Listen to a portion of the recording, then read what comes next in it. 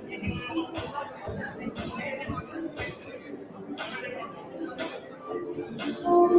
पे रखना है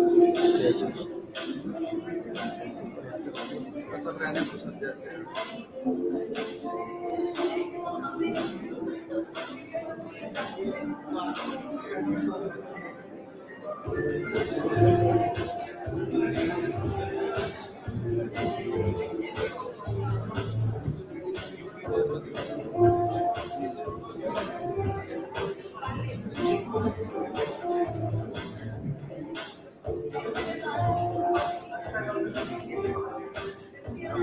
तब लेके जाना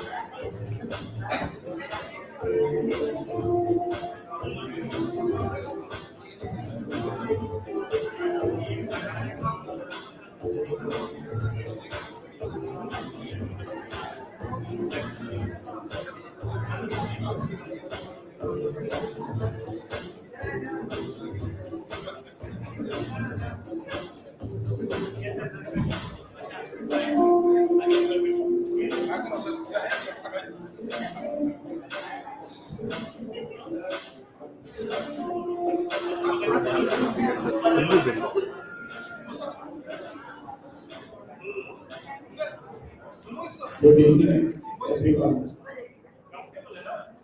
Welcome to the HR Conference 5.0 Pune. I, Dr. Devashish Rath, on behalf of MAHARISHI Markandeshwar team to the university, welcome all the guests, panelists, delegates,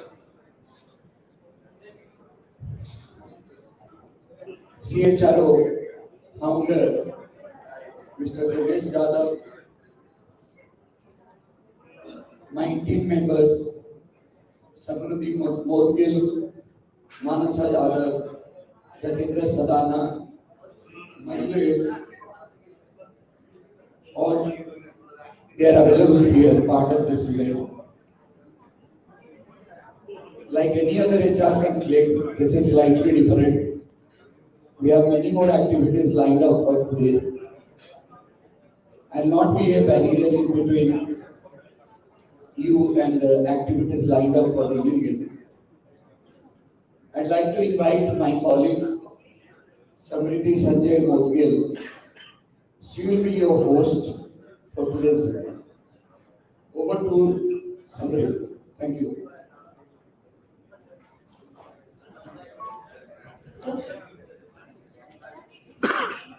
I request everyone to please be seated as we unveil the magic tonight.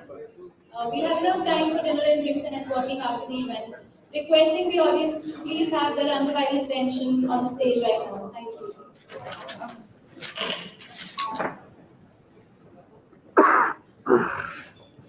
I hope everyone in the hall is with me. If you have raised hands, thank you. Good evening, Pune, ladies and gentlemen, and distinguished guests. It is an absolute pleasure to extend a warm welcome to each and every one of you to this auspicious gathering, the HR Conference 5.0 Pune, organized by Maharishi Markandeshwar Dean to be University in association with the CHRO Forum Pune.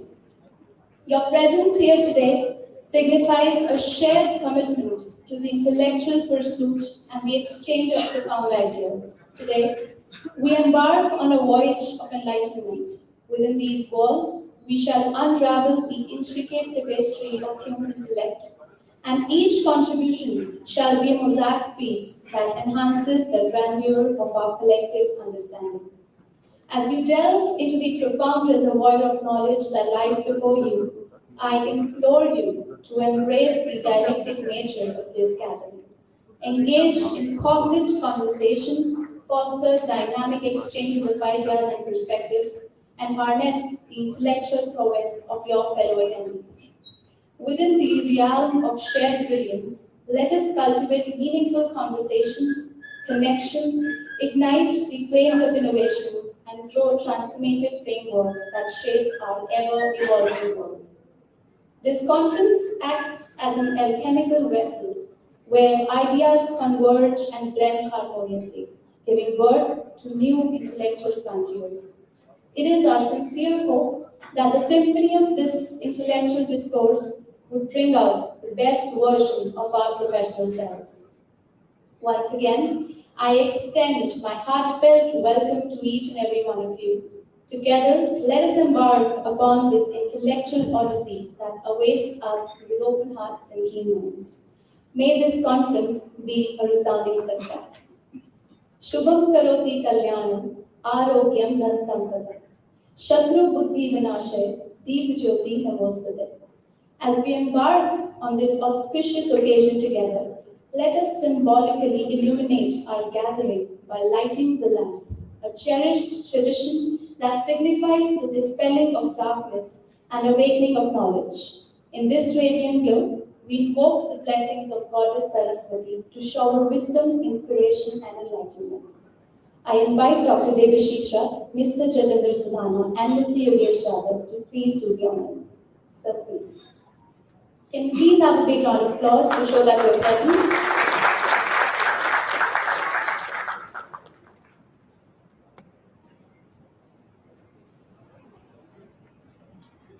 Yogesh sir, can you please have you?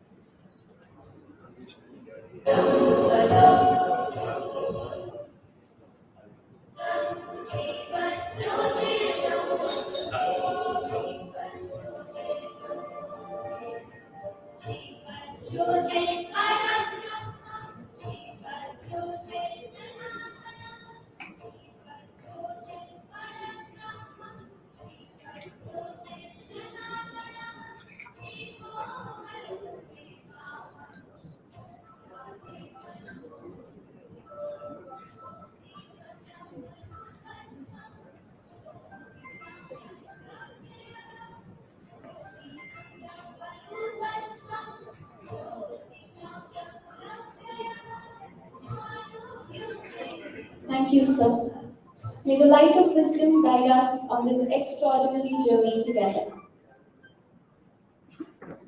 Since the beginning is done right, I am happy to slide into the next part of the conference where I would take a quick moment to briefly introduce you all to where I come from. Ladies and gentlemen, the year 1993 saw a visionary with a dream to make education accessible to one and all. Tireless efforts, unwavering dedication, relentless commitment and persistence. We started from a scratch and today, 28 years later, NAC accredited grade A++, part of top 3 institutions of the country, 78th among all government and private universities in India under NIRF rankings 2023. 31st among all government and private pharmacy colleges in India, 34th among all government and private medical colleges in India, total 3 campuses in the states of Haryana and Himachal Pradesh, students from 50 plus countries, 93% overall placements, 600 plus prime recruiters, 50,000 plus success stories. Ladies and gentlemen, this is none other than Maharishi Markandeshwar deemed to be university. Let's hear for it. Forever grateful. Moving on. CHRO Leadership Forum is an association of experienced and senior HR professionals from Pune and Aurangabad city. It is a non-government and not-for-profit making association. The aim is working towards proactive contribution to the HR fraternity's development through brainstorming knowledge, sharing, and coming together. It is possible due to association's premier senior decision makers being part of the HR association from the IT and manufacturing organization. Ladies and gentlemen, the moment has arrived. The moment has arrived to behold the enchantment, the very purpose that has brought us all here together. Engaging dialogues that challenge our perspectives, insightful exchanges that ignite contemplation and intellectually enriching interactions. Carefully selected for their exceptional expertise and groundbreaking achievements, our distinguished speakers are renowned luminaries in their fields. They are esteemed for their profound wisdom and pioneering efforts. With their unparalleled insights, they empower us and guide us towards a realm of knowledge that pushes the boundaries of human comprehension, particularly in relation to the issues pressing the HR industry today. Pacing up the event, I would take the honor of inviting our esteemed panelists, one by one, to the stage to come forward and take their seats as I recite their worthy introductions. Our speakers in panel 1 would discuss and throw light upon the impact of extreme disruption of technology on human resources and people. To begin with, I invite Mr. Abhijit Pardekar, Senior General Manager, Human Resources, John Deere. Let's hear for him, everyone. An accomplished HR practitioner, business advisor, and a coach with strong business maturity coupled with profound operational and leadership skills, his track records of 20 plus years demonstrates experience in taking ownership, delivering results, building and managing large and diverse teams, and meeting expectations against budget and timeline realities. So welcome to the panel. Next, we have with us Mr. Rajendra Roth, Vice President, Talent Acquisition, Jade Global. Can we please hear from everyone? With a proven track record in the computer software industry, Mr. Roth possesses a wealth of experience. He is a highly competent information technology professional with expertise in HR consulting, executive search, customer relationship management, and recruiting for technical, business process outsourcing, and campus environments. And finally, our moderator for the show, Mr. Vinod Bilbek, Group Director, People and Culture, AB Global.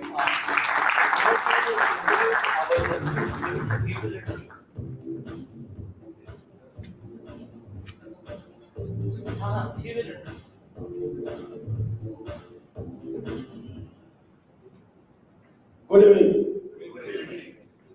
I was actually thinking that there is a lady, Shashi Tharoor, giving the introduction and speaking about the event. So, thanks for nicely introducing us. We have a esteemed speaker with us, the panelist, I think, Mr. Abhay Gite. He is the Labour Commissioner of Pune region. I invite him on the dais. You will see the first Labour Commissioner who participates normally in some interactions.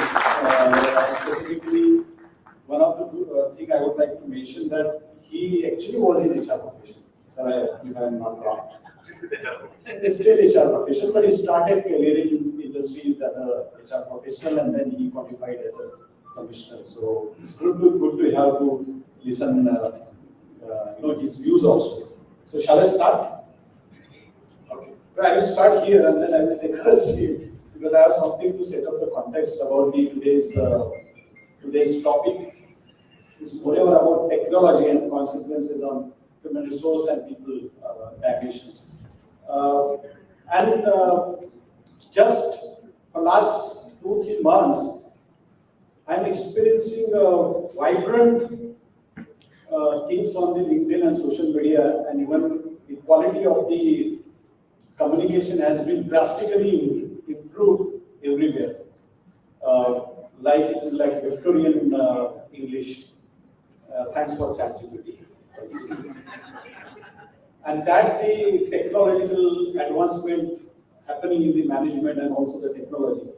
There is extreme disruptions, what we say. I fear that we are actually becoming paralyzed, psychologically. So there are certain things which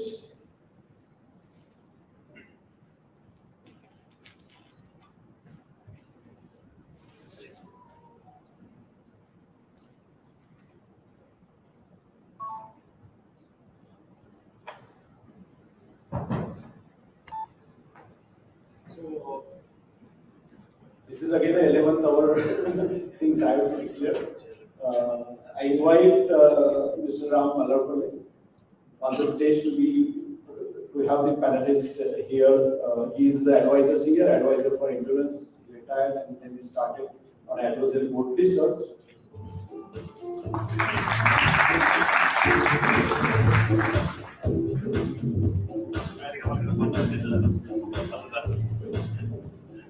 So I think the technology is a subject. Consequences everybody knows. Everybody knows what's happening around the world. I don't need to tell you.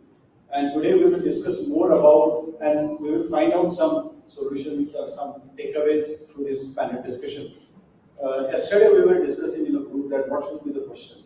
Then we thought, let's brief people. Somebody was saying that first identify the answers and then we will actually ask these questions. So that was also discussed. We thought that it is good to have because Yogesh was behind me that sir, question based though. Whenever I say question based, then finally we agreed yesterday that we will not have any question. We will have just discussion. It's free flow discussion. But I would like to set up some context about the topic. It is about jobs that will disappear. And that Gita sir is there, they have seen the transition for last 35 years in the industries and senior Abhijit and Rahul. I think great experience from the panelists from diverse background, from government organization to manufacturing to IT and all these things. So there are certain things we need to understand about the technology and that we are experiencing for so many years. Because nowadays GK is becoming very dominant. GK doesn't mean general knowledge, but a Google knowledge, what we say. But after Google knowledge, it's again ChatGPT is disturbing both these things. What are the impact of the technology? And I actually think there are three ways we need to handle today during this discussion. Is about the psychological impact what we are having on the people. One is about too much information overload, because the AI and machine learning is a language model. It is not a thought model, right? It is a language model. They can't think. But the consequences are totally destructive in terms of as a human being. And we need to figure out that how we are going to improve the employability in the organizations. Because general comment always is there that the employability in the students and in the sector is the major problem in India.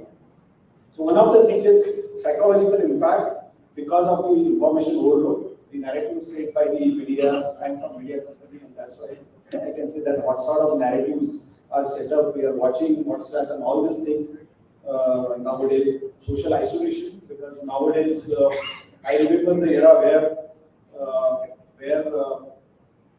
in one of the organizations in period, my boss, the technology was new, emails and everything was new. That time it was Linux, then became I think Microsoft and all these things. So he used to tell me sometimes on behalf of him, write a bit to X person, so to Mr. Gupta. I used to write and send, then sir, mail bhej diya. So he used to say, okay, then go to him and tell that, I have sent another mail. And then I used to come back, that okay, the mail is, yeah, then ask him, he has received the mail, and I also, and there is attachment. So that sort of discussion we are actually going through long back, and now it is totally different thing. So information overload, social isolation. Now people don't speak with each other much. Digital addiction is going on. Everybody is on WhatsApp and ChatGPT, and there are so many things happening. One of the things that in HR profession or in any profession, we want to know everything. We want to be expert in everything. FOMO, fear of missing out. अगर मुझे knowledge नहीं रहा तो शायद I will be out of the context. People will not respect me. So we want to read everything. We want to comment on everything, and of course, it's also cyber crimes and cyber bullying. The major impact is on a talent impact, which is actually there will be a lot of job redundancy, job displacement. I can foresee that with ChatGPT, thank God we are also into Marathi media. So Marathi is not good, ChatGPT is not good into Marathi. But Times of India, Hindustan says all these English newspaper people read the news that they are making a redundant, the journalists, editors, and all these content creators, artists, and so many things. Skill obsolescence. How are we going to make people more?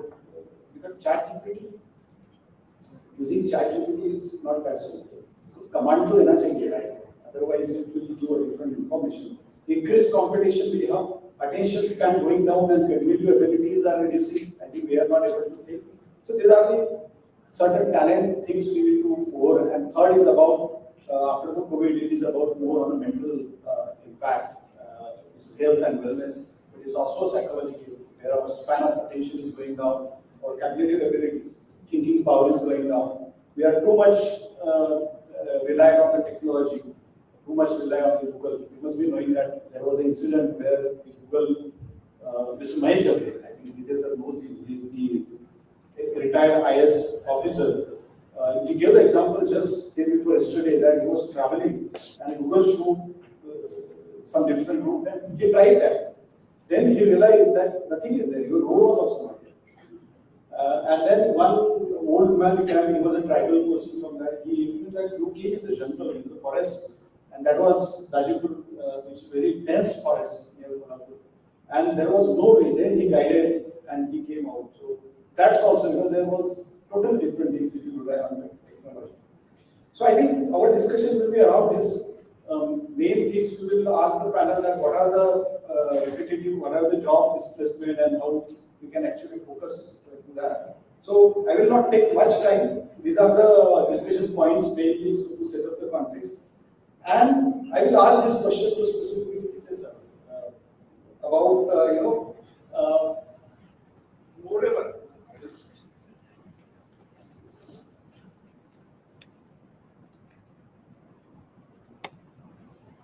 Yeah. So the question is, there are different. Like yesterday, there was a news. I think the TCS case.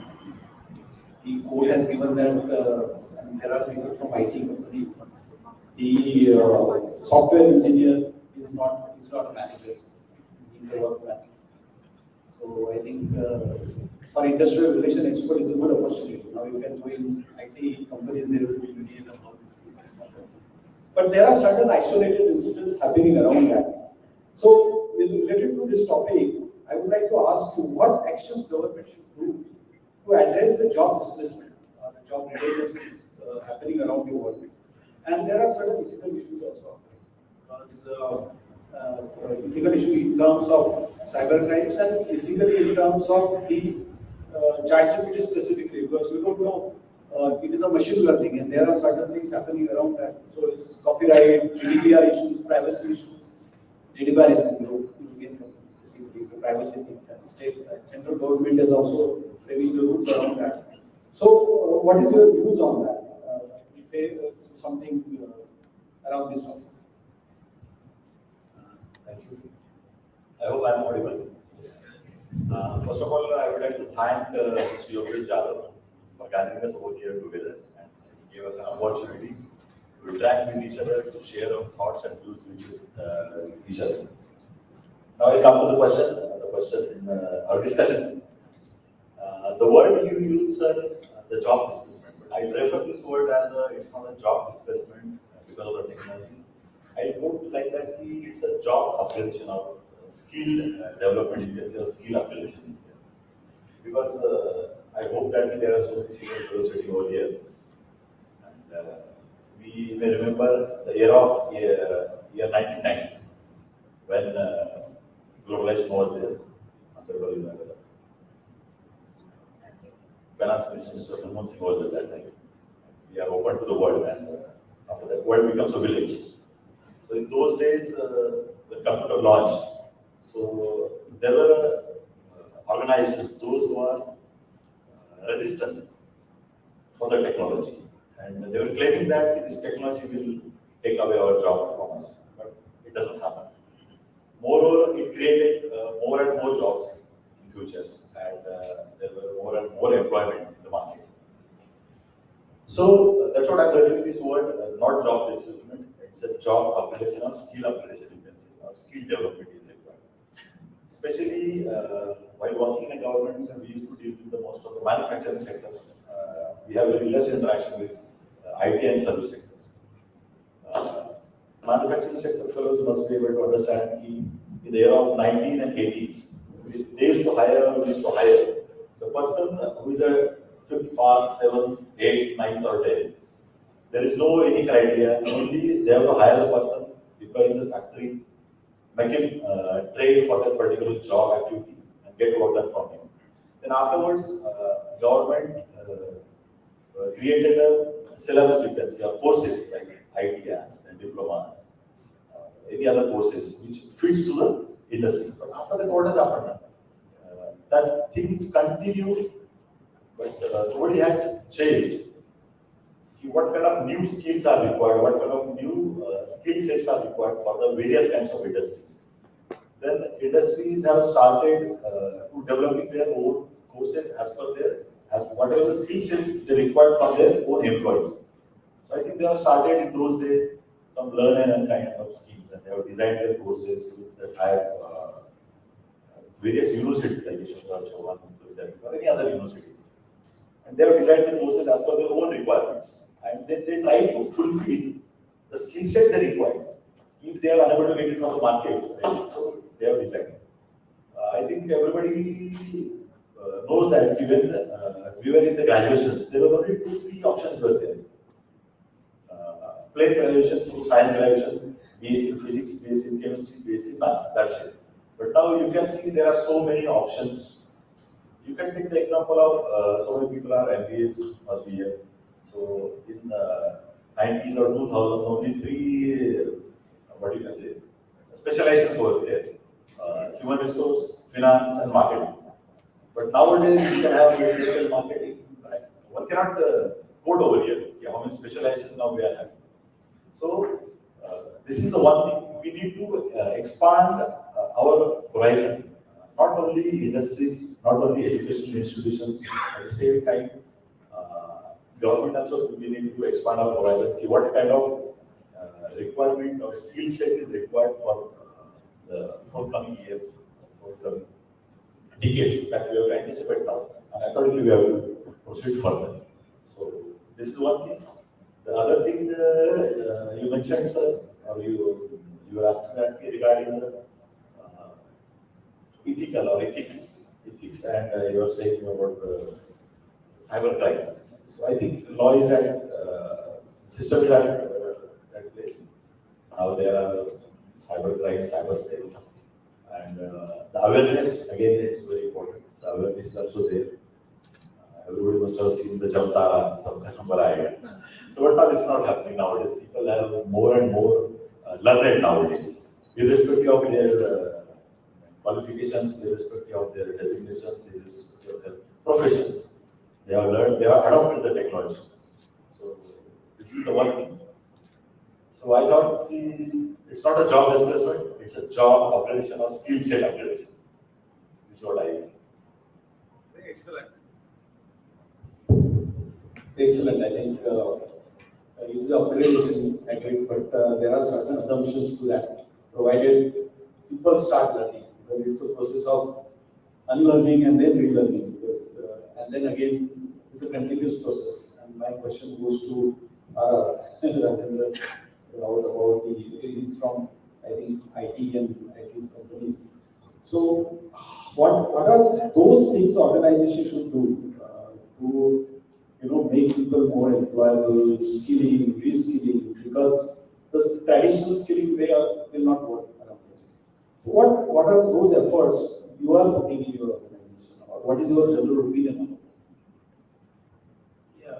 So how you build the industry resources, I think that's what we are talking about. So I mean each company is working towards it. So when we started, we used to go and hire, the campuses, from non-IT to IT. When you're looking for end users who are looking for, having a domain knowledge or functional knowledge who can grow. But now industry has evolved, and there are no generic kind of a trades, where we used to hire men from UBS to ST. But now you see there are combination of the skills what people are looking out for. How do you create that industry-ready resources?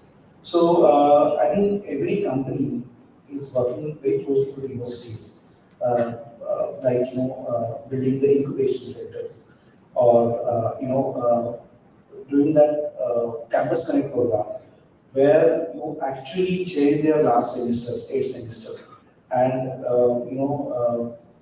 ensure that whatever you're looking out for as an industry, because there's a gap between academia and the industry and the understanding.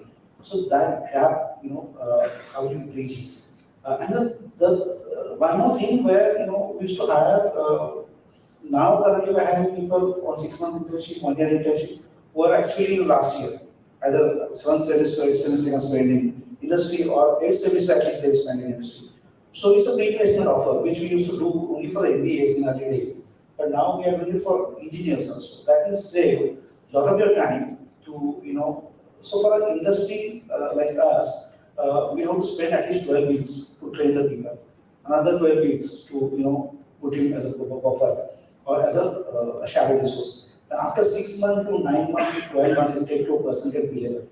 But if you see with this new, internship program, I think within 3 months we are able to make, billable these resources. So which has, changed a lot of things. In fact, whenever we do a campus tie-up or we do a campus connect program, we also want them to do a certification. We sponsor that.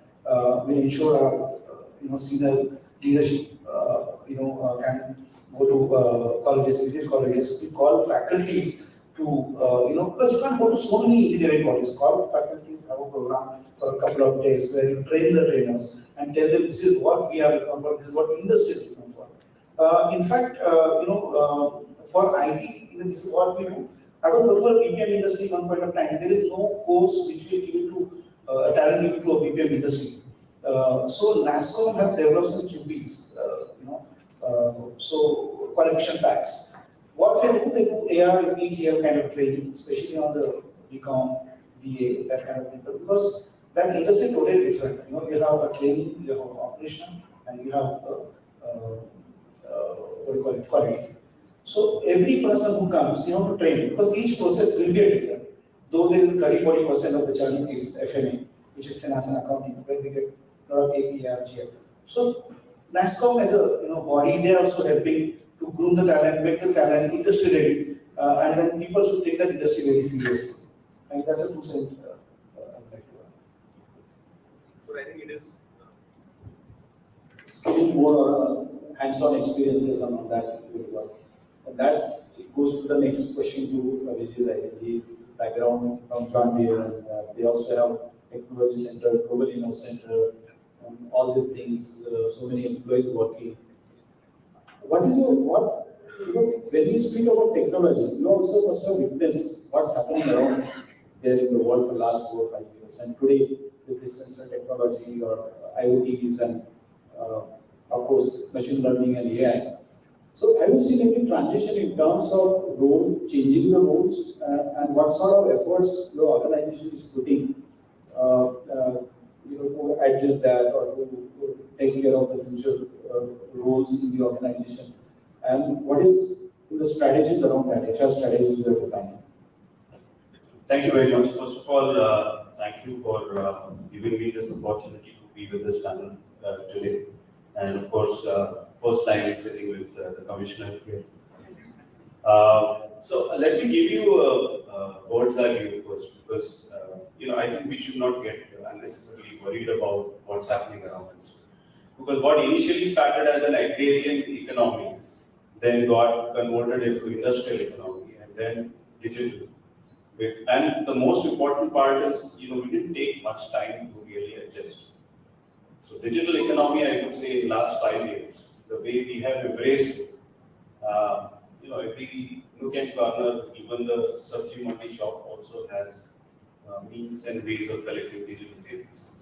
So the kind of way we have improved and embraced all of these changes around us is phenomenal.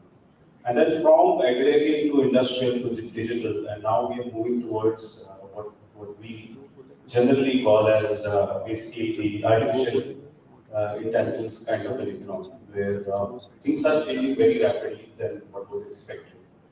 And all we need to do is be aware of it and ensure that we try to learn. From the perspective of our organization, I would say the most important part is how do we really make sure that at all levels of the organization, what exactly do you mean by digital or digitization or digitalization? All of these important aspects, we started putting together a plan. And not only for our technology organization, but also our manufacturing organization. And you'll be surprised to know, Mr. Kike was there when we had our agreement signing ceremony. And one of the demands that the union had in their charter of demands was how can they upskill themselves on the digital side of it. And that was a big surprise for us because they were asking for it. And they wanted to make sure that they also, upskill themselves from that perspective. So, organization-wide, we had a plan where we said digital dexterity is very important, and therefore we said we will have the digital learners, then we will have digital catalysts and digital champions. So digital champions were more from a leadership perspective, in terms of giving them a complete idea of what's happening and what are the emerging technologies which are coming in and how do they really face that. And digital catalysts were people who were actually using some of the digital technologies already. But we wanted to make sure that they upgrade themselves in those areas. And then the digital learners were those people who were given very small bit by bit courses where they can be aware of the digital tools that they can use in their day-to-day work. And that really changed the way we look at, the way we give the value to the organization from a people perspective. And we have multiple use cases since the time in the last 2 years where people have started using the digital skills in their day-to-day work. So that's a big change which has happened. And we are not only stopping there, but we are going one step ahead. All the technologies that we are currently using on our products, we are making sure that our employees are embracing it, whether by way of time with the institutions, or also use cases where they can actually go to the fields and actually try out their experimentation on the innovation side that they are doing. One very interesting data points I just wanted to mention here. This is not to scare anyone, but I was just trying to, since yesterday, I was just trying to read through a lot of articles on various, like you mentioned about NASCOM and all of those areas. So about 25% of all the jobs in the next 4 to 5 years will be impacted by AI. What does that mean is not that we are going to lose our jobs. It does simply means that you need to reskill or reimagine your job in a different way. All the repetitive job essentially will be done by AI. However, whatever we need to do from an HR perspective is upgrade ourselves and make sure that we are closer to the business and making sure that we are impacting what really matters. So that's the one point. The second point is about 45% of the skills will be impacted completely. So the skills that you see today, in next 5 years, you will not see those skills. You talked about ChatGPT. In last 1 year, you have not heard about a term called as prompt engineering, for example. Or prompt engineering, in last 6 months, you would see there are thousands of courses which are coming up on the prompt engineering side. Even though you have ChatGPT, how do you really use that ChatGPT is the prompt engineering part of it. So, not that we are going to lose our jobs, but we need to repurpose our jobs to that extent. Unfortunately, loyalty is becoming a scarce resource. 13% of the employees globally are only committed to an organization. So if you see in last couple of years, 25% of all the Indians have changed their jobs in 2022 only alone. Because that was the great resignation which was going on at that point in time. 55% have actually moved to new jobs post the pandemic, and 90% are still looking for jobs, who have changed their jobs, especially on the higher level. So loyalty is not going to be a good resource going forward. People are not going to value for that. And what is driving that is the overall hybrid work. How the people are looking at hybrid work. And at the same point in time, flexibility is now becoming more of a right rather than how organizations look at it. And what I personally feel is we are moving towards a 4-day week already. So if you see the attendance in the offices, typically on a Friday and a Monday, you will see the attendance is almost the same, right? And Tuesday, Wednesday, Thursday, these are the 3 days, or any other days will be chosen by the employees, and rest of the time they would like to work from home. Doesn't mean that they are not working, but I'm saying the way we are looking at work, the definition of the work is also changing. All we need to do is make sure that we are abreast of what's happening in the technology space. How is it going to impact my job, and how I'm upgrading myself to that extent? That is going to be the game changer. Nicely narrated, I think. Supported by the good research. Thanks. And that comes, I think, Ram sir is the good example that almost 40 years in the profession, and he reinvented himself. He started his career in IR, and how he reinvented over a period of time. He got retired 2 years back, not back, but still he is working. So nowadays people and young generation always say, enjoyment, happiness, all these things. The purpose of the life is to be happy. The Dalai Lama statement. Everybody write that. When I ask during the interviews to the student, they say, "What is your purpose?" Purpose to पता ही नहीं रहता क्या है. लेकिन they write purpose is to be happy. Dalai Lama ने बहुत अच्छी तरह से उन्हें कॉपी किया. How? But if you look this back, let's say the definition of happiness. How and he mentored a lot of IR professionals. I think who work with him, and you could still take his name as a mentor in HR and IR things. I think, surprise for him because we wish to push it through of the discussion. But my question to you is that, Abhijit mentioned how HR can reinvent themselves. I remember that for last few years, almost 10, 15, 20 years, every conferences there used to be subject of reinventing HR. So question is, how many years will it require to reinvent the HR with this all technological changes and things? So what do you think? What are the roles HR will play? Because we have seen that transition also, like in HR, because when there were HR professional, IR professionals used to be different, admin and all these things. So what is your take on this, that what HR can do differently, which they are not doing? Good evening. Good evening. I have been introduced as the impact player.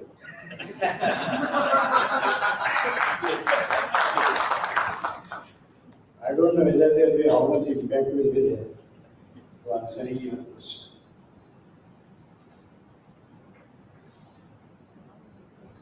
See, let me start answering like when I joined Endurance on 1st January 92. I have completed 32 years with the organization, and I may be a surprise for the HR community whether this man was not getting any job.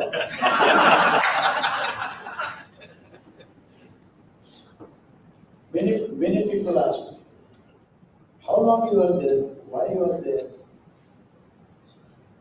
But let me tell you, when I joined my company, it was AMANORA Engineering those days, not Endurance. Two brothers, Arvind Jain and Karan Jain, started their die-casting unit at Aurangabad in 1984. Two die-casting second-hand machine given by Mama Rahul Bajaj. When I joined, they had the 6 machine, 25 crore turnover annual, 100 people. have 21,000 crores turnover with 15,000 people. And from one roadside workshop, 20 plants in India and 4 plants in Europe owned by Indians. How this happened? And we are also witness in 2006-07 when you entered in the recruitment. So what exactly we did? Today we are talking talent.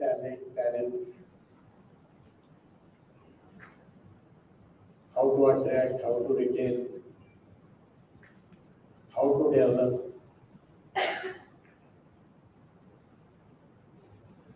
It is nothing but people connect. My MD AMANORA knows people by their first name. And I know my people, not only their first name, but their wife name also. I know what their children are doing. So this is nothing but knowing the human capital. The moment you start knowing your human capital and get connected with them, and people become the central point, you need not to worry about the attrition. Talent and technology go hand in hand. Technology definitely playing a very vital role in talent,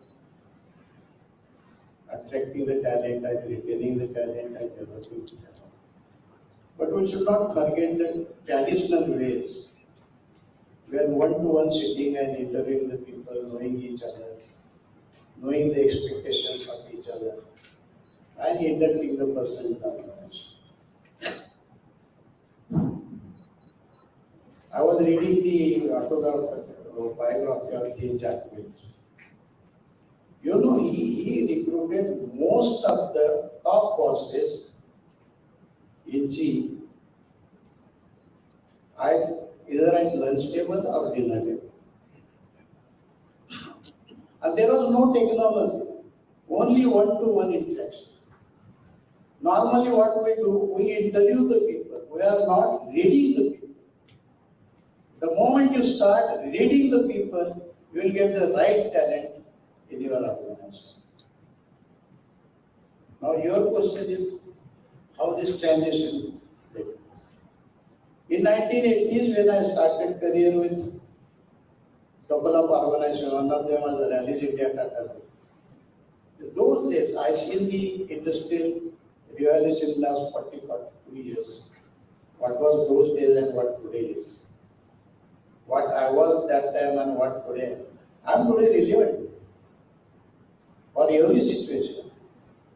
I am reliable for every situation. And in demand, even at the age of 66. And endurance retained me last 32 years. Let me tell you one thing, apart from the question. I was due for retirement in 16. And from 2012, my management started to get the replacement plan, succession plan. They brought 3 people, 4 people, 6 people, all left.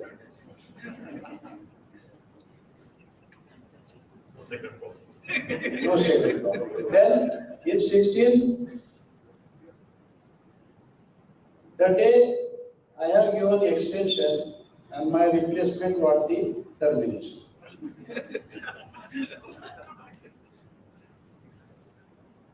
And last, this is the 7th year.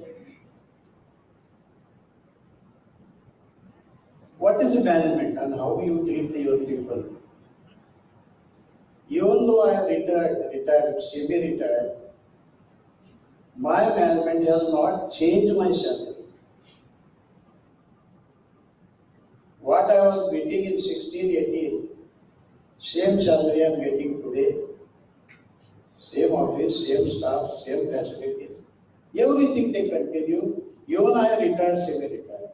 This is what you need to take care of the people. And then you need not to worry about your retention. Yes, there is a talent war, and everybody is in talent war today.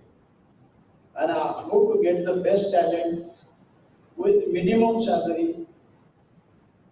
आपल्याकडे एक म्हण आहे ना, गाय पाहिजे आपल्याला, लाथ मारणारी नको, शिंग मारणारी नको, चारा तर मुळीच खाणारी नको, पण भरपूर दूध देणारी आहे. अशी गाय आणखी झालेली नाही. निदान चारा तरी खाऊ घातला पाहिजे आपण. मी आता माझ्याकडे एक मुलगी माझ्यावर काम केलं, तिच्याशी मी इंटरॅक्ट करत होतो.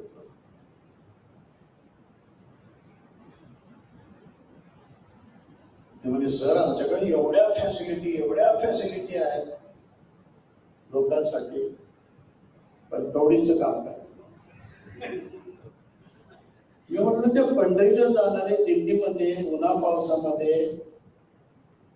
दगड दोंड्यामध्ये चपला नाहीत पायामध्ये, what is a motivation to go there months together, they are walking on the road, and everything is available, and still we are not happy, and then we have to go for the satisfaction survey. And we engage the agencies, highly paid agencies, to go for the satisfaction survey. No. Even though technology is important, traditional ways also important, personal connect important, and ultimately people is a central point for every policy, every strategy. Then you need not worry about getting the talent. Thank you. Absolutely.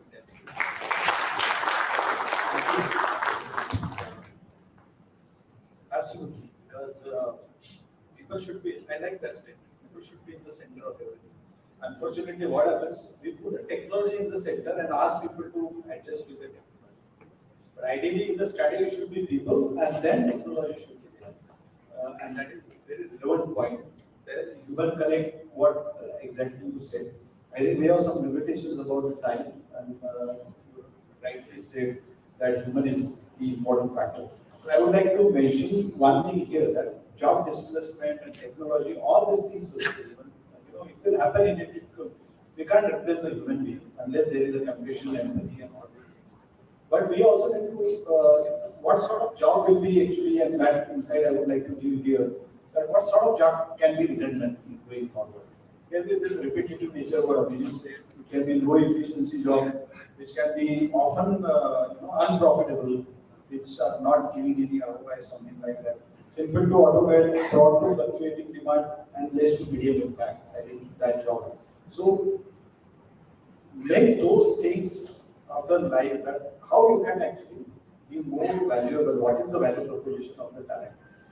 I think I can summarize this with that important factor is technology will come and go. I think ChatGPT 7th version will be, or 6th version will be more danger, but still if we start thinking rather than totally relying on the ChatGPT, because we also need a brain.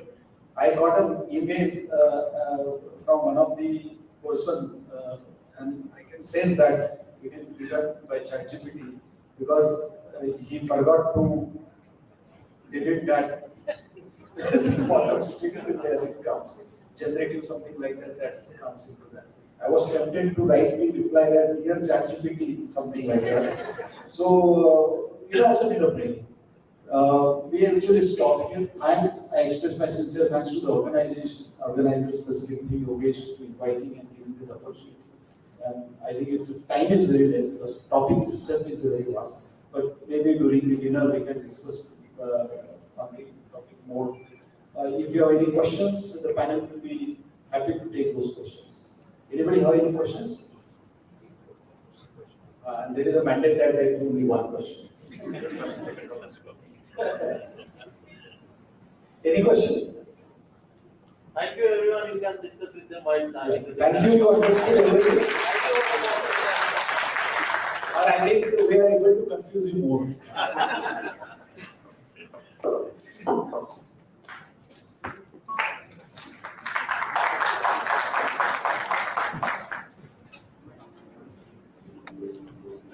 Thank you, everyone. The discussion has been truly remarkable, providing us with numerous valuable insights. We are honored to have had a panel comprising esteemed individuals who bring a wide range of perspectives and expertise. Each member of the panel has contributed their distinct insights, experiences, and wisdom, enhancing our comprehension and igniting fresh ideas. Every great event calls for a mind-feeding and soul-filling sessions, and though we are looking forward to our second panel, we have something more to feed your mind. There is nothing better to hear about an organization from a member who's been a significant part for over a decade now. Inviting our Honorable Head for Corporate Relations and Industry Collaboration at MMDU, Mr. Jatinder Sudhana, to please step forward and let our audience take a deep dive into MMDU's legacy.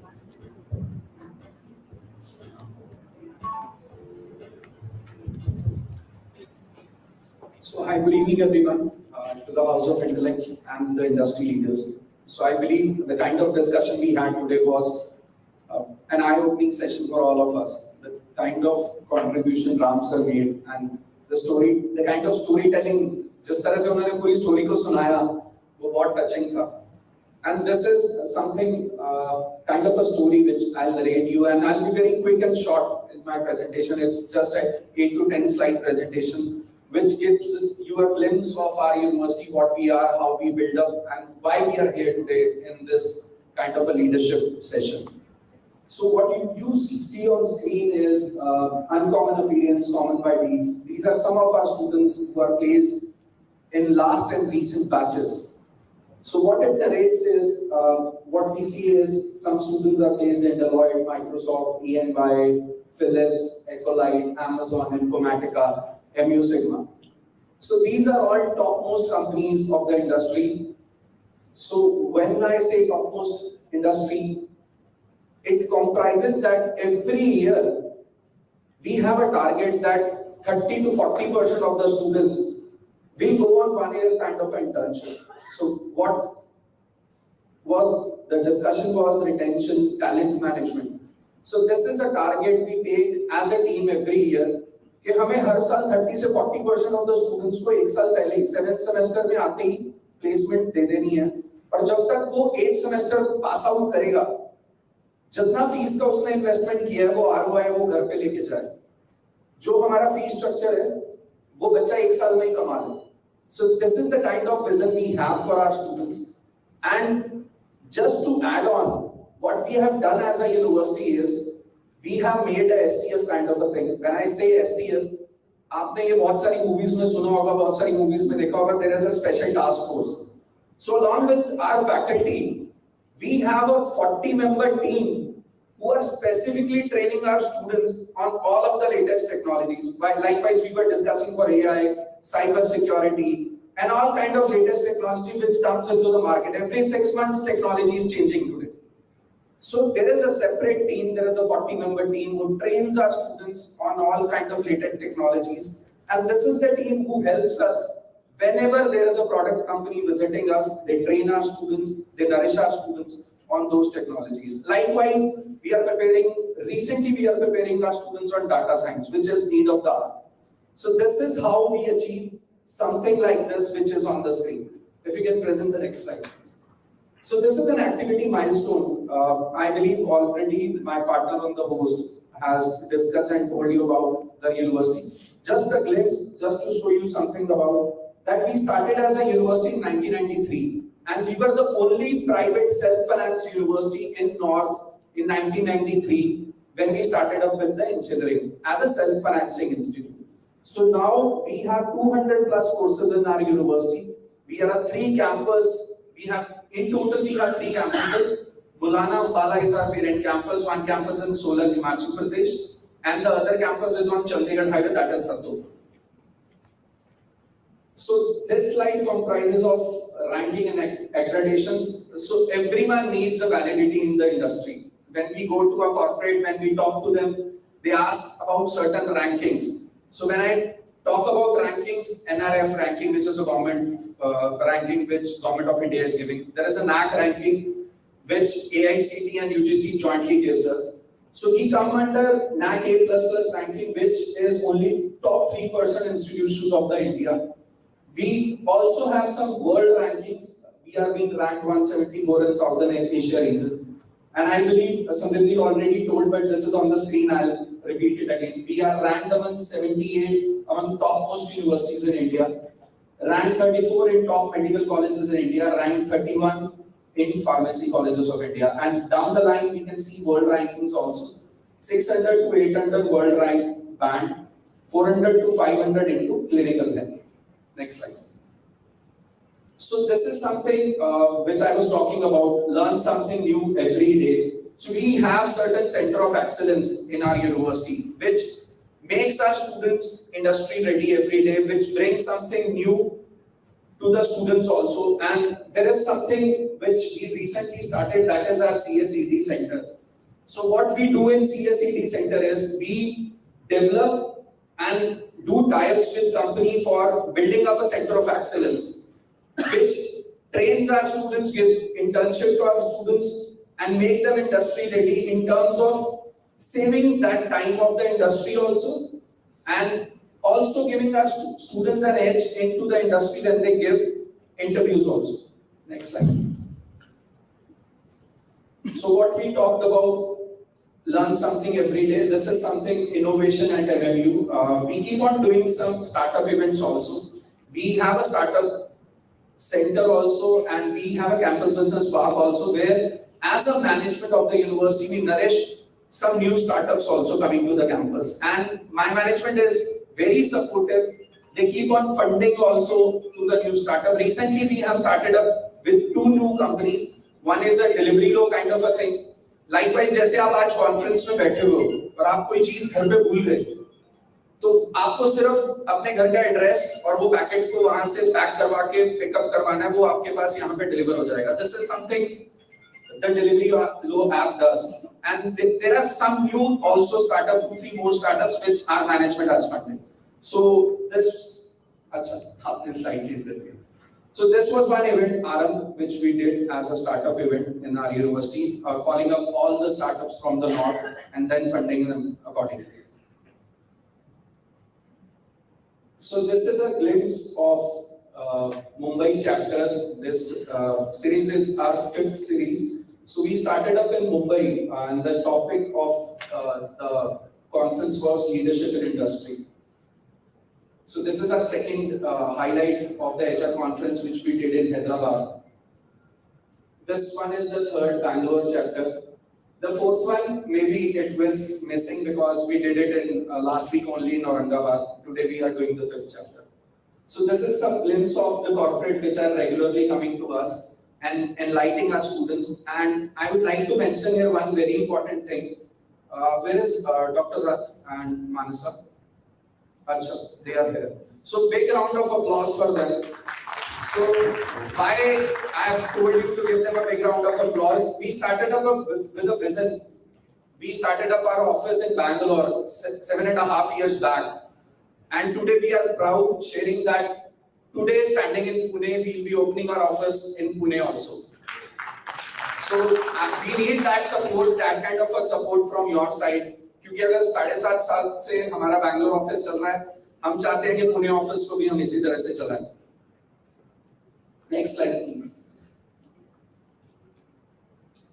So every college and university is known by their brand ambassadors. आज अगर मैं IITs और NITs की बात करता हूँ, वो सिर्फ अपने alumni के कारण जाने जाते हैं, and they serve back as an alumni to the campus.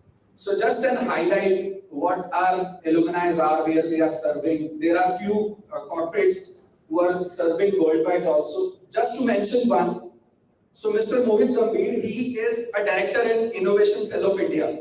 So when I say Innovation Cell of India, India में जितनी भी private and government universities हैं, उनको जब भी कोई funding होगी, तो he is the one, अगर इनके sign होंगे तो तभी वो file आगे जाएगी. So you can imagine the kind of alumni we produce into the industry and the public sector also.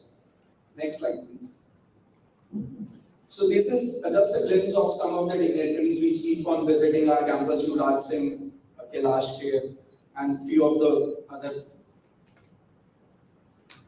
So another slide just to show you that life at campus. We keep on doing some activities for students also, and some foreign exchange programs also for the students. So just to give you a glimpse that what I told, that we have engineering, hotel management, management, paramedical, computer application, biotechnology, pharmacy, medical, dental, nursing, sciences, commerce, law, physiotherapy, journalism, communication. And recently we have started with online courses also. So if there is a corporate sitting here and telling कि हमें अपने graduate लोगों को post graduation करानी है, तो we are the one who are providing that platform also. Next slide please. So this is about trust, which I told you in brief that we have 3 campuses, one in Mulana, one in Solan, and one at Chandigarh Highway. So house is open for all, and in the networking session we would be looking for people who can work with us as a faculty, because Government of India, UGC, AICT has given you corporates, you leaders, an open platform that you can work now with us as an adjunct faculty. So in that networking session, we would be open for that discussion if you are ready to work with us as a faculty. The slide is over. So I'll be finishing up with my presentation with few words which we have learned in the last conferences. हम एक last conference में थे और वहां पे यही discussion हो रहा था कि हम एम्प्लॉयज को रिटेन कैसे करें. कोई 2 साल काम करता है, कोई 3 साल काम करता है और छोड़ के चला जाता है. And this is the discussion which every table has it. Her HR panel discuss करता है, बस कैंपस रिक्रूटमेंट की टीम डिस्कस करती है. तो वो HR विप्रो से थे जिनका वो लाइन में आप सब लोगों के सामने रिपीट करना चाहूंगा. तो what he told was कि जो भी लोग हमारे को 2 साल में 3 साल में छोड़ के जाते हैं, my leadership is like, वो हमेशा एक ही चीज बोलते हैं, need not to worry, because what we do is we are giving back to the nation. You are training those people and you are giving back to the nation.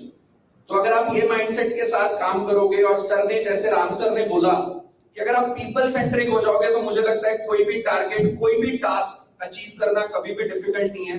आज हम 5th conference कर रहे हैं, और इस conference के पीछे आज हमने जिस तरह से एफर्ट्स किए हैं, जिस तरह से स्ट्रगल किया है, but end of the day we are standing here doing this beautiful conference.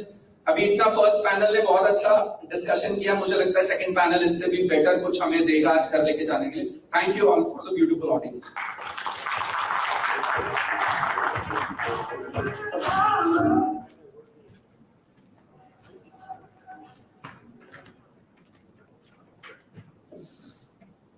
Thank you, sir. Your words resonate deeply, reflecting your unwavering dedication towards the organization. I am now excited to announce the upcoming panel discussion that promises to be both enlightening and engaging. Our second panel would discuss and focus upon developing AI and future-ready skills. Without any further delays, I take the honor to call upon the speakers for the same as I announce their introduction one by one. Starting with Ms. Priyanka, Regional Human Resources Director, India, Eastern. Ms. Priyanka. As a seasoned HR leader with extensive experience in multinational corporations, Ms. Priyanka has made significant contributions as a business HR. Her expertise lies in enhancing various HR core areas, including talent acquisition, retention, performance management, and more. Welcome, ma'am. Next, we have with us Ms. Sangeeta Singh, Leader People Functions at Simplify Healthcare. As a seasoned HR leader with extensive experience in multinational corporations, Ms. Priyanka has made significant contributions as a business HR.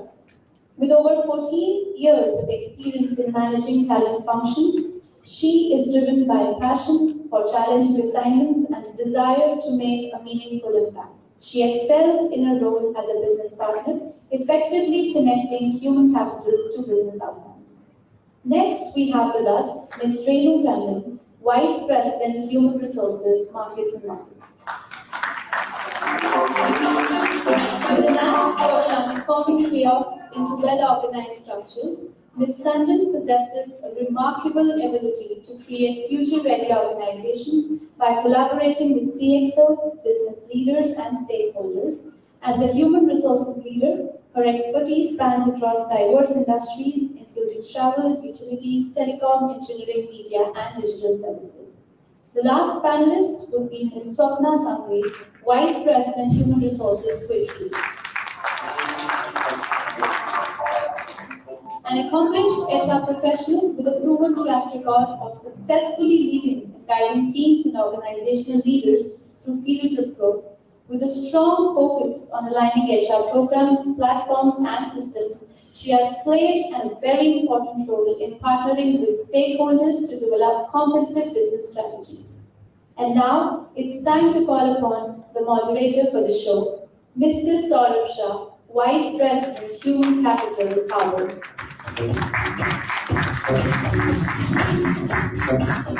Mr. Saurabh is known to be a highly organized professional with the ability to handle complex tasks and situations, and is a people leader who has proactively and successfully delivered transformation and transactional HR services. As an effective communicator and thought leader, he exhibits exceptional interpersonal and relationship management skills that positively influence stakeholders to drive business and initiatives. Over to you, sir. Thank you and good luck.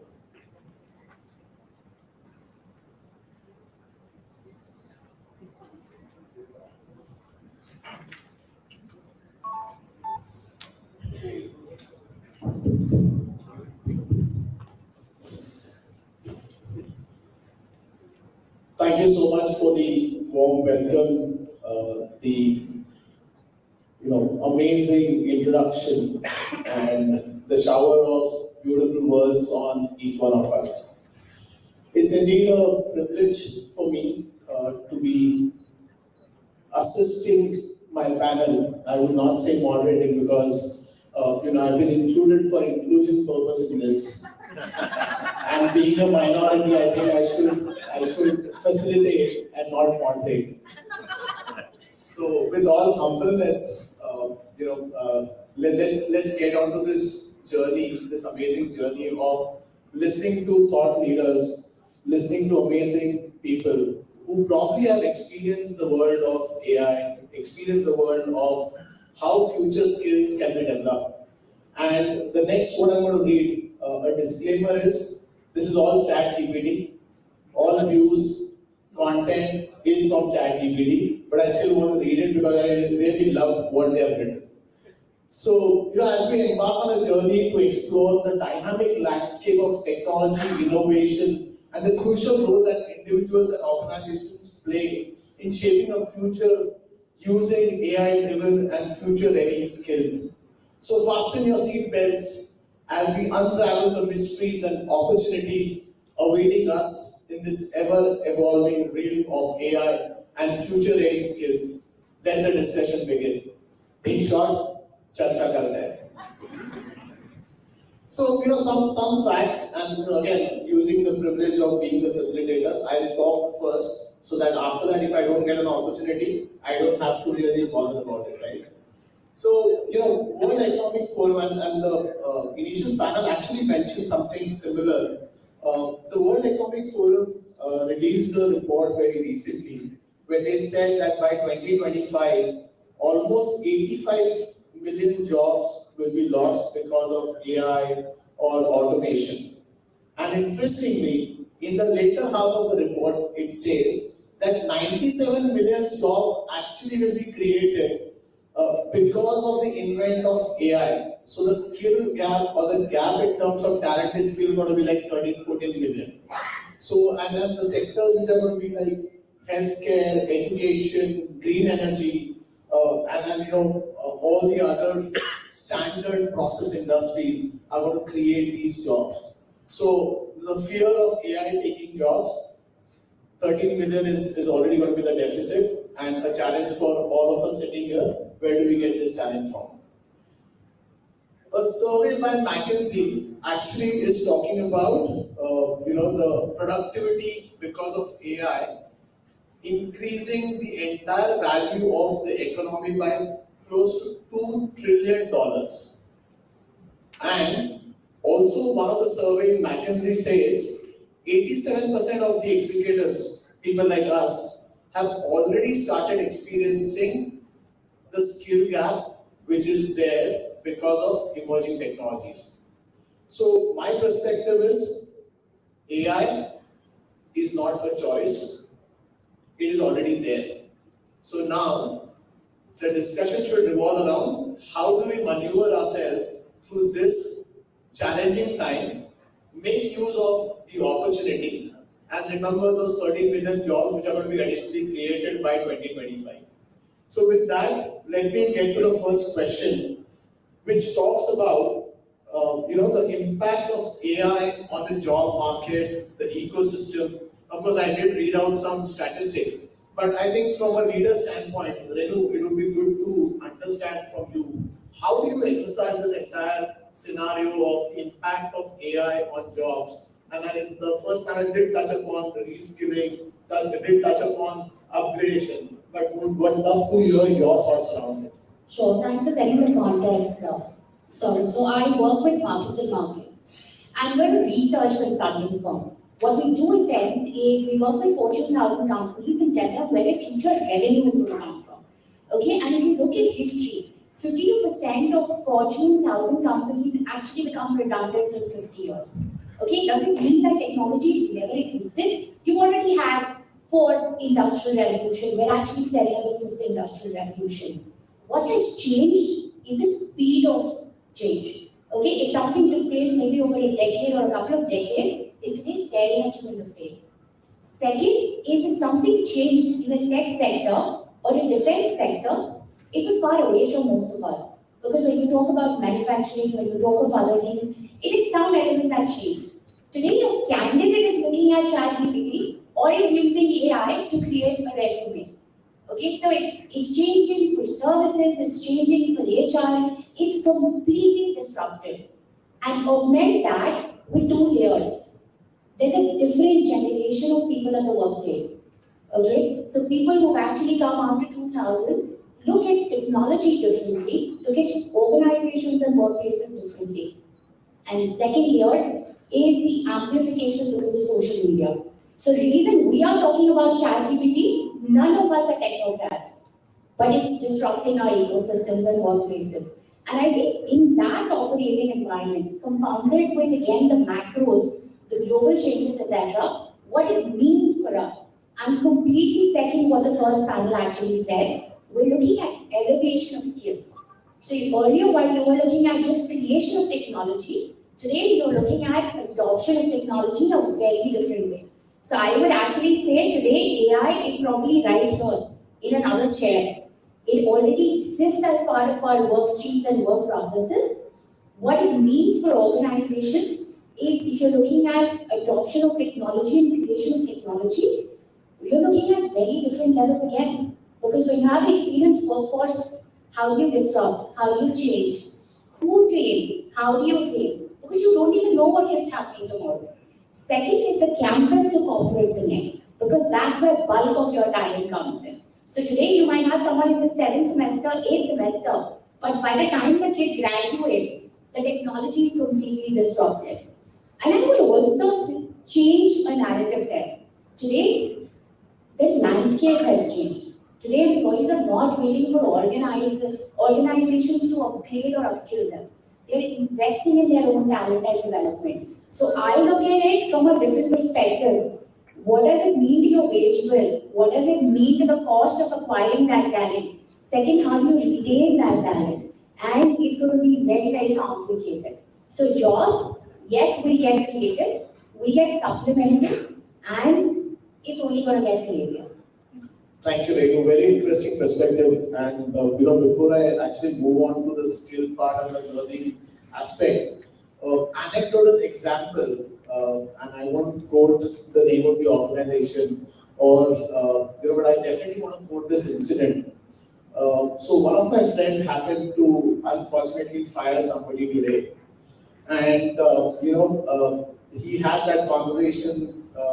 He or she had that conversation with that individual and said, okay, this is what it is, and we probably have to end on this note. So he said, I think it's better you kind of proceed with the exit formalities. And the guy says, my friend was waiting for like 10 minutes. Okay, what next, right? the guy is not responding, he's just simply looking in air, looking into his laptop. And then he finally asked him, dude, what's happening? We agreed that we'll do something. So you're sending in your resignation, right?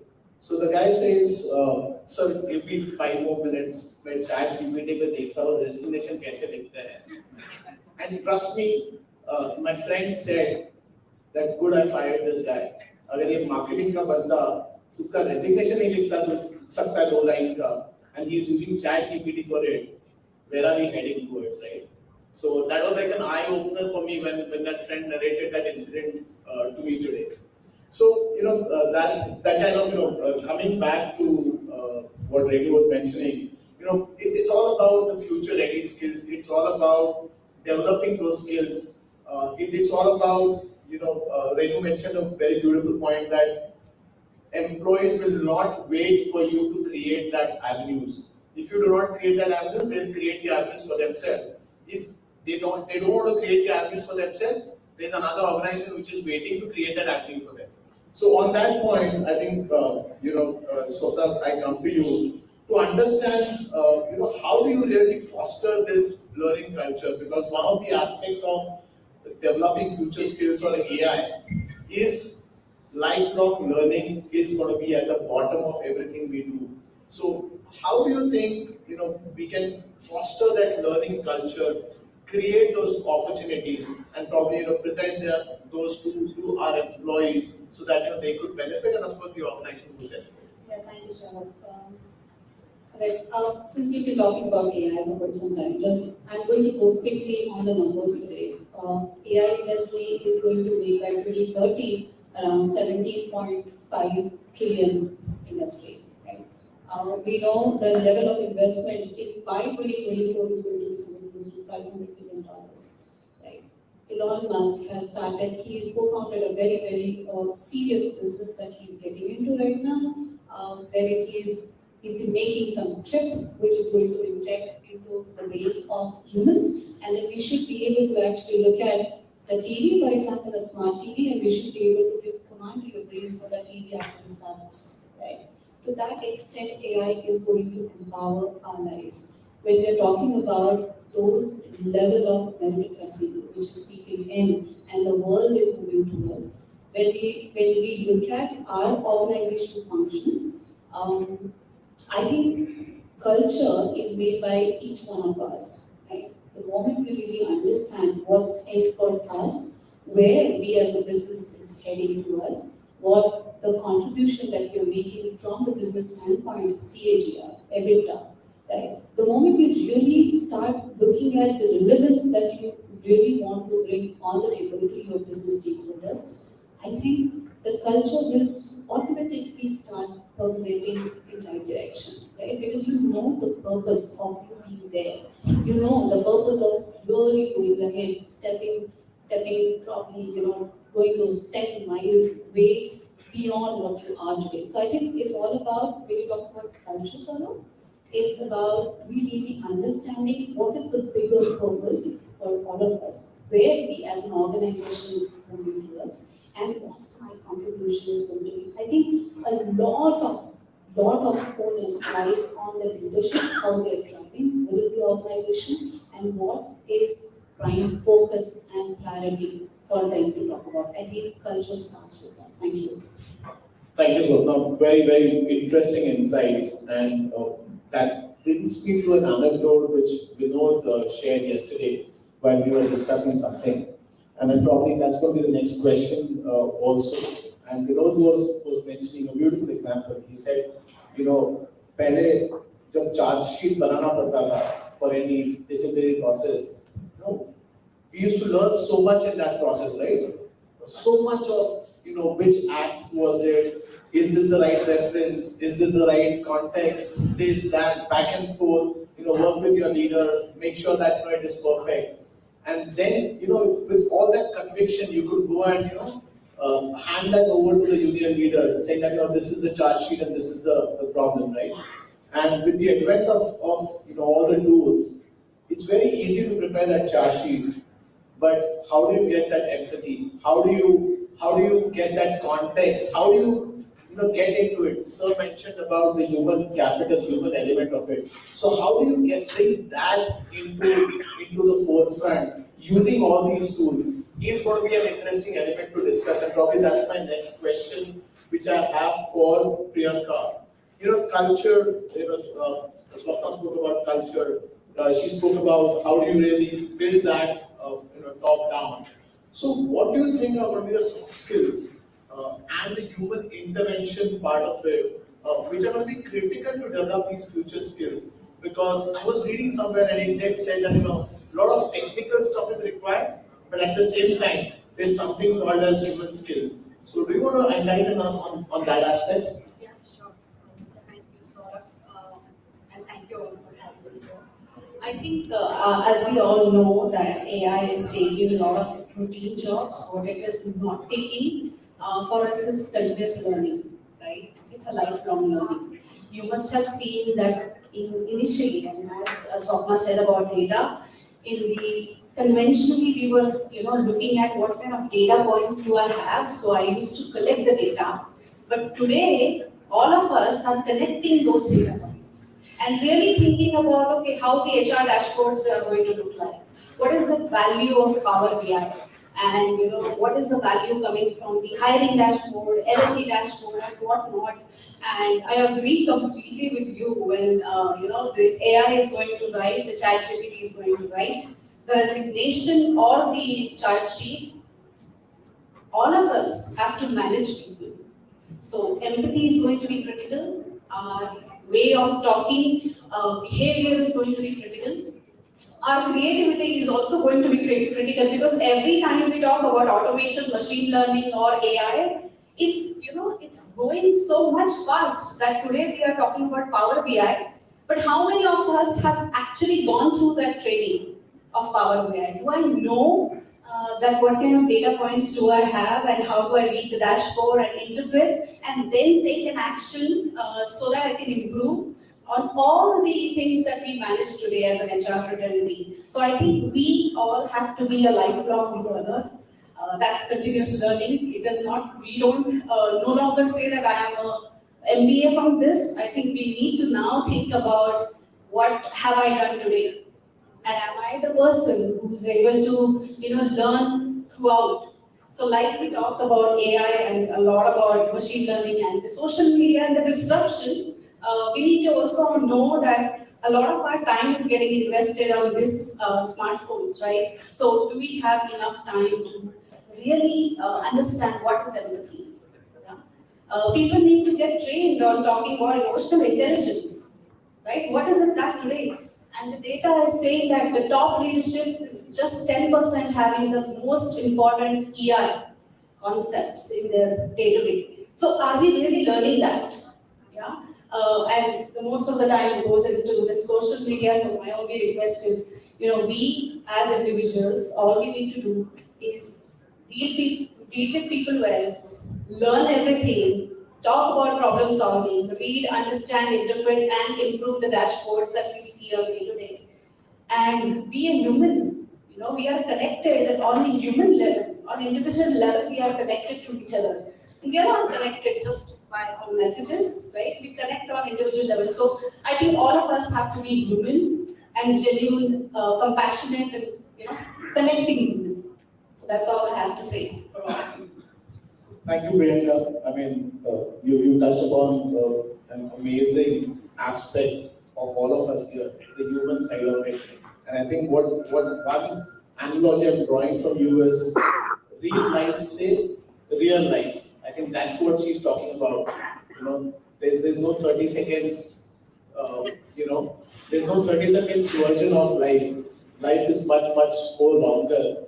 And 30 seconds में सिर्फ अच्छा दिखाते हैं. But life is much more complicated, and I think with that human element in us, I'm sure that we will be able to tackle this lifelong, challenge which we have. So with all of these, right? We spoke about culture, we spoke about, the impact, we spoke about the human element. That brings me to a very interesting, question, and then probably the right forum as well, because on one hand I have the industry leaders, On the other hand, I have the academicians, and right in front of me, I've got the government.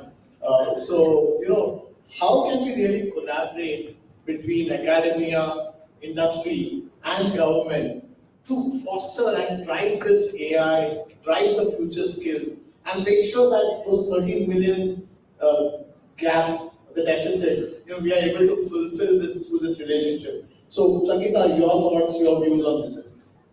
So, can you hear me? Okay.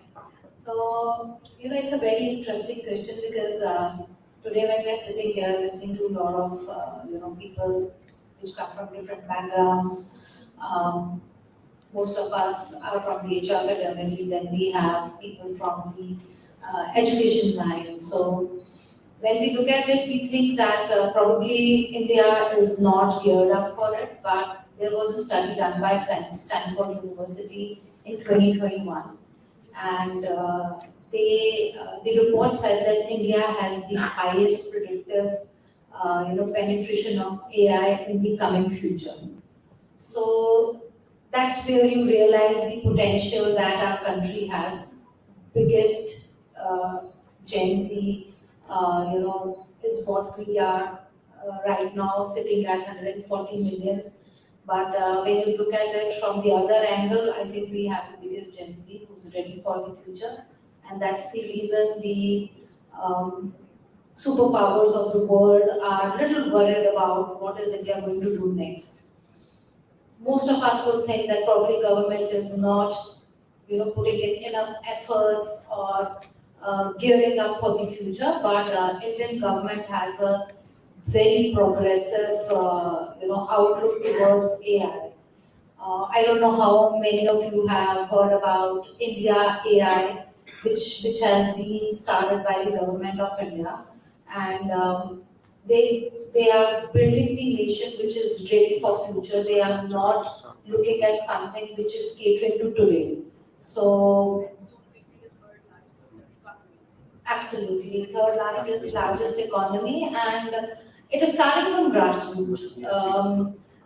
If I'm not sure how many of you are aware that NCERT is already building a framework wherein the AI would be introduced to kids in the secondary schools only, so that they are ready by the time they reach their colleges. I think they would be much better than engineers that we've been producing few years back. And the biggest example I see is at my home. My 15-year-old son can code, he can build live websites. That's part of his course curriculum. And if you look at 10 years back, that used to be something which people with few years of experience could do.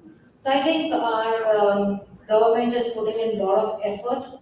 Another ambitious plan that is on the way is India and US coming together, building a platform which is going to be AI backed, and it will have a very high impact on healthcare, education, agriculture, and energy.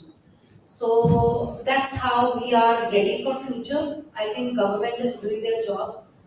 But in the parallel, if you see, the stalwarts of the industry are also not behind.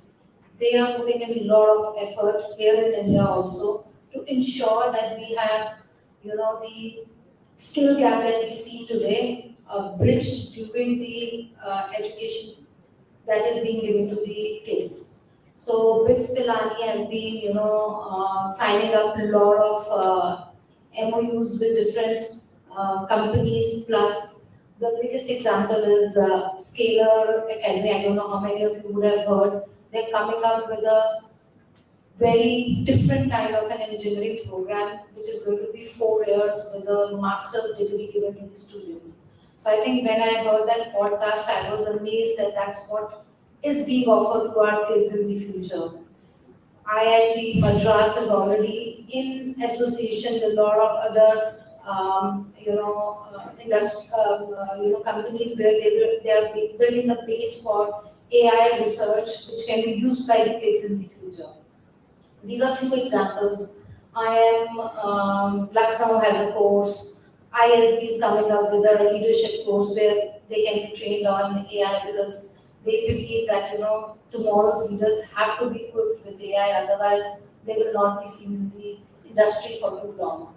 So, if you look at it, the efforts are being made from all the sides, all the angles. It's up to the kids or the students how they make the best use of it. As Swapna said, Priyanka said that learning can never stop. The day we stop learning is the day we should put a full stop to our careers, because that's it. Even today, when I'm sitting here, if I don't do my homework and come and talk, I think you guys would not want to hear out somebody who's just giving some weird or abstract information which does not make sense to anyone. So I think learning is very important, and we're being supported by both our government and the industry leaders. So we should make the best of it. Thank you, Sangeeta. Very interesting perspective, and I think just before this panel discussion, we saw we did see about NMU, and I think the enormous efforts universities like are taking. I think that is going to definitely help us as industry to bridge this gap. And I feel less fortunate that probably I'm not part of this educational era where there are so many opportunities to be industry ready. Probably 15 years back it was 8 semesters engineering, every day attendance compulsory, be in college, learn through your books. You get 1 semester to do your project, get an industrial exposure. But I really envy the students now who probably have a very brilliant balance between academics as well as what's happening in the industry. And the government is of course putting all the right steps in the right direction. I read a news about skills university being developed by the government, and those being put into various cities, tier A and tier B. Another good fortune is starting their office in Pune again, right? So I think these are all very bold steps which will help us bridge this gap between the industry and what happens in the academia.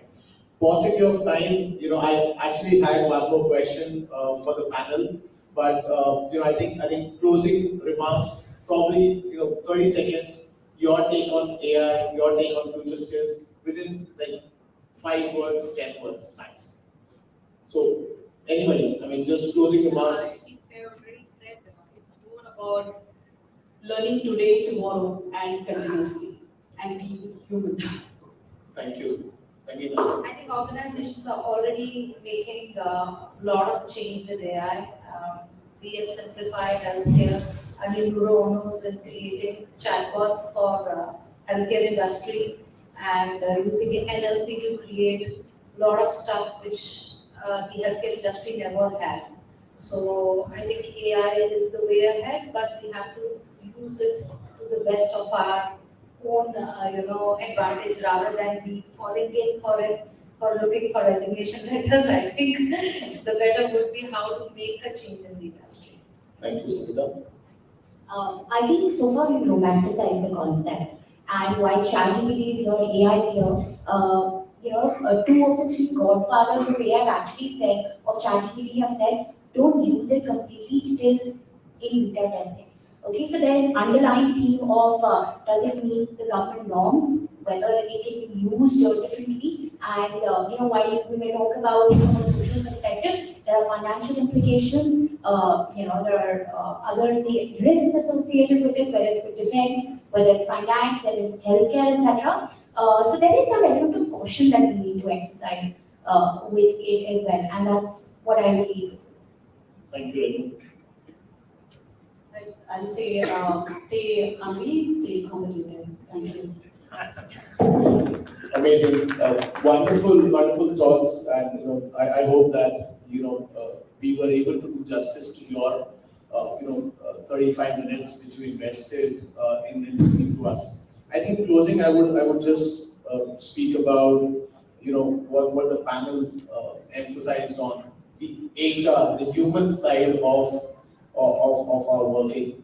That is something which is going to be crucial and is going to be the driving factor. Sir, is like a living example of how he was able to build that human connect. Technical skills definitely going to be important. There's no shying away. You have to know those technical skills, but at the same time, things like critical thinking, problem solving, emotional intelligence are going to be the key soft skills which need to be developed, which need to be encouraged to be nurtured through our generations which are coming up. And I would just say that of course, the last but not the least, the collaboration between industry, academia, and government needs to continue at the same speed and probably further strengthen if we are able, if we would really want these skills to be, developed, the deficiency to be reduced. And I think AI, as I said, right, it's an ongoing journey, and there's no choice. It's already there, or probably it's already beyond a choice. So we have to embrace it with all humbleness, and make sure that you take the right strides, because मंजिलें उन्हीं को मिलती है जिनके हौसलों में जान है. मंजिलें उन्हीं को मिलती है जिनके हौसलों में जान है. चैट जीपीटी एआई से कुछ नहीं होता, हौसलों में उड़ान होती है. Thank you so much for listening to all of us. Thank you, panelists, for inviting all of us. And it was an honor to be a part of the facilitation. Thank you.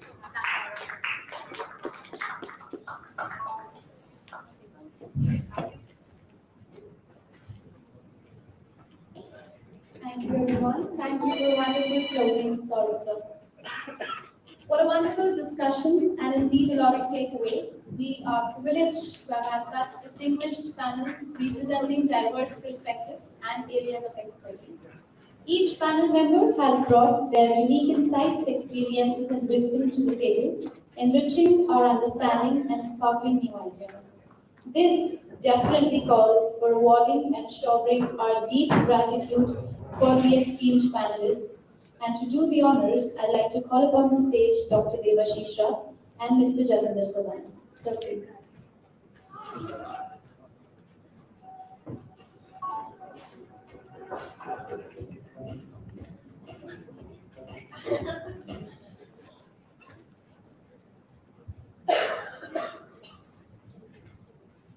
Thank you, everyone. The role of a sponsor nowadays is very critical. And God will says, in the last 7 years, this has been our third event in the city of Pune.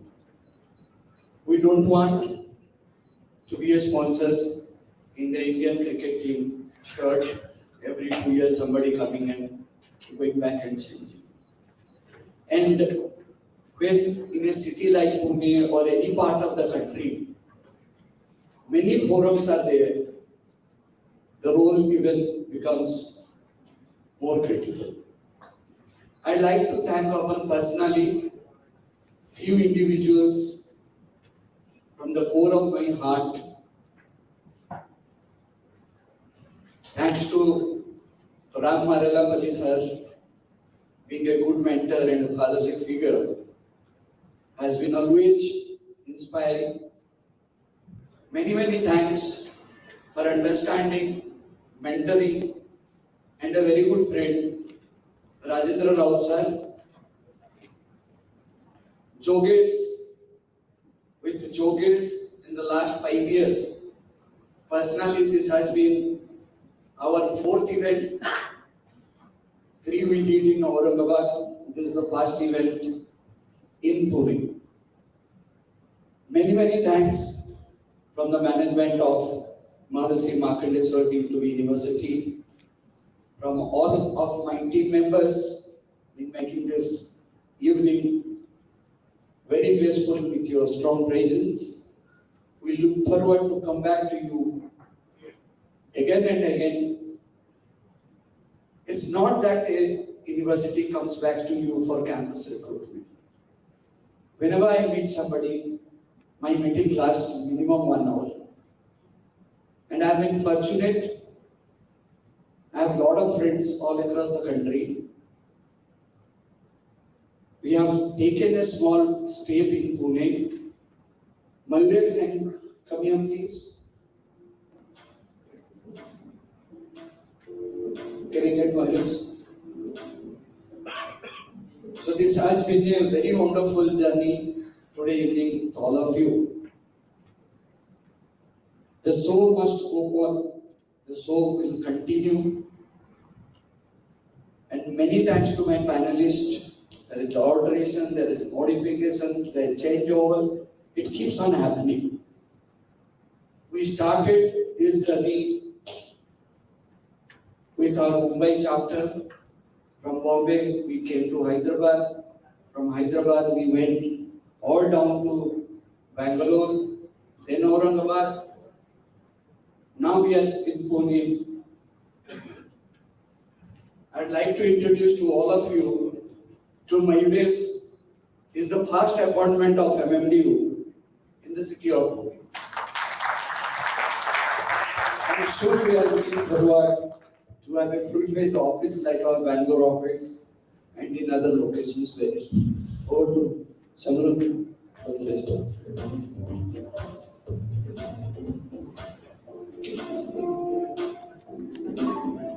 Requesting Mr. Jagannath to please be on stage. It is my distinct pleasure to now call upon the panelists one by one and receive our love for them. We start with Mr. Abhay Keepit. Can we please hear him from?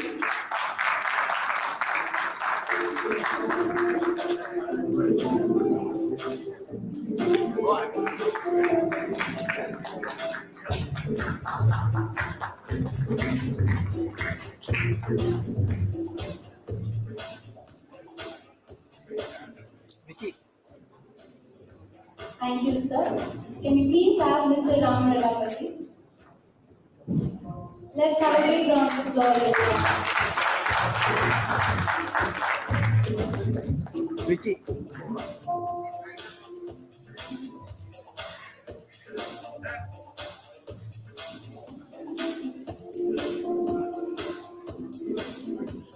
It was a pleasure to have you, sir. Next, we have Mr. Rajendra Roy.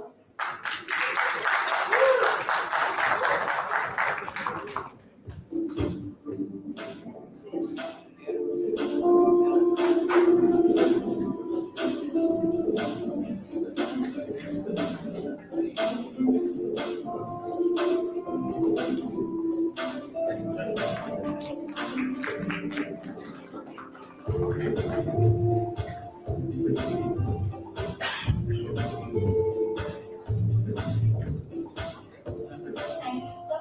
Next, we have Mr. Vinod.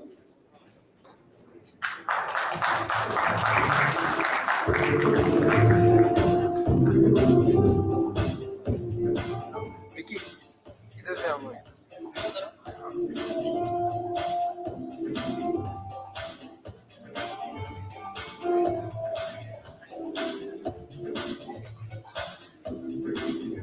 Thank you, sir. Mr. Abhijit Parnikar. Sir, can we please have you on the stage, Mr. Abhijit?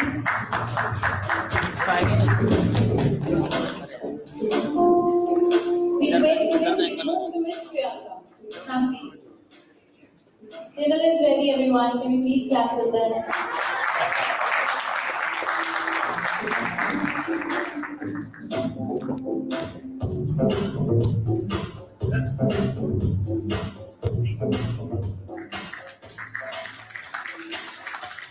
Miss Sangeeta Singh.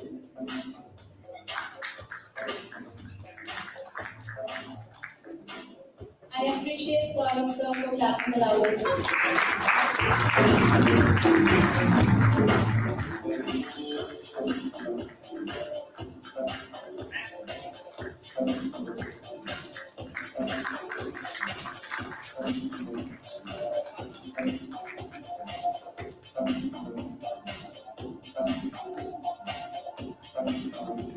It's raining thunder. Louder, please.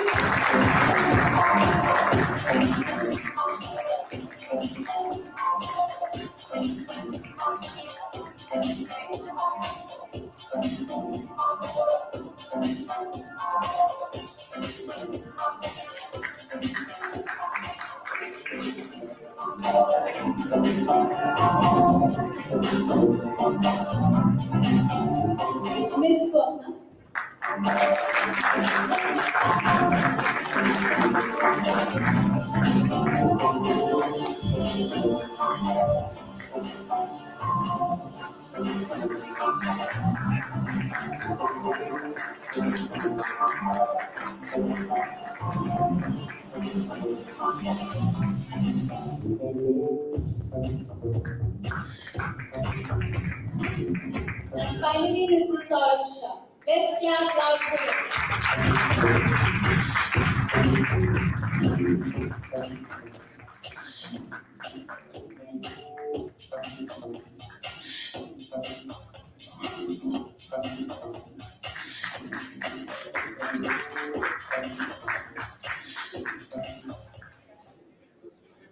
Just checking if we have Mr. Abhijit back in the hall. Sir, do you have it? Yes, sir. Sir, all right.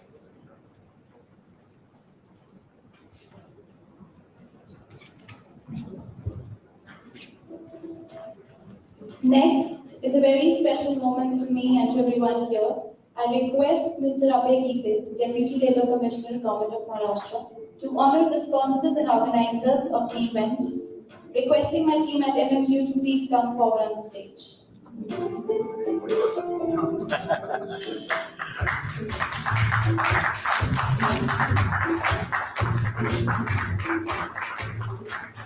More claps for the sponsors, please.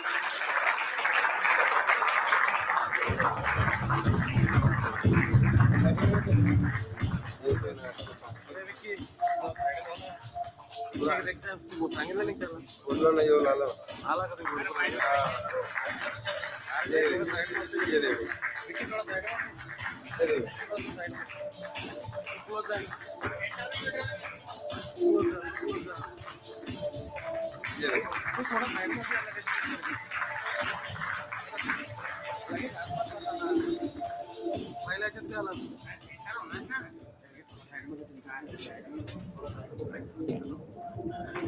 Thanking everyone for being a lovely, lovely audience tonight. And I know that we're all very, very hungry, but we have a few things lined up before that. Please bear with me. I request Mr. Vinod GM